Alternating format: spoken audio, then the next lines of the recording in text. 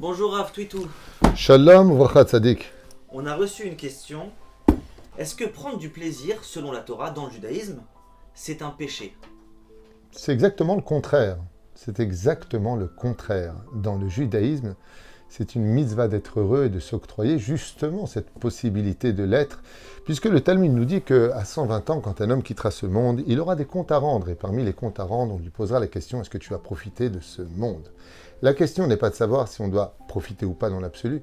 La question est de savoir si, dans ce que tu as profité, tu as été capable, dit Dieu, de me prendre avec toi là où tu étais. C'est là qu'est toute la question. Non pas le fait de profiter. Nous avons, nous aussi, des appareils très modernes qui nous permettent de profiter de ce monde. Seulement, vous voyez ici, il y a un tampon kasher, Mugan, qui veut dire que je peux me donner le droit de vivre dans un monde moderne et agréable et de profiter comme tout le monde de ce monde. Seulement en mettant un filtre de telle façon à ce que ce modernisme et ses profits ne me volent pas mon droit à mon judaïsme d'avoir été sélectionné pour représenter la Torah de Dieu sur terre. À partir du moment où je pars en vacances, mais profite de la piscine. Et j'ai jamais encore lu dans aucun livre de notre Torah qu'il y avait une mitzvah de souffrir. Il y a une mitzvah de recevoir les épreuves avec amour, mais d'aller les chercher ou de souffrir pour autant. On n'est pas tous comme Rabbi Elazar ben Rajbi qui lui disait « Chavivin ala yisurin ». Pour moi, j'aime les souffrances. Donc la réponse est claire. Il y a une grande mitzvah de profiter de ce monde, de voir combien Dieu a créé des choses si belles et magnifiques, de vivre une tellement belle histoire d'amour avec son épouse. Mitzvat ona, la jouissance dans ce monde, c'est une mitzvah.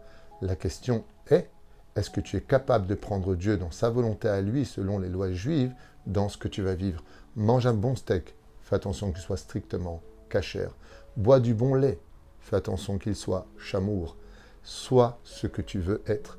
Épanouis-toi dans ce monde, selon la mesure de tes moyens, dans l'honnêteté, à la condition où, si tu avais à côté de toi Baba Saleh, le Rabbi, le Rav Ovadia Yosef, le Rav Shtema, le Rav Kanievski, est-ce que tu serais capable de profiter de cette même façon?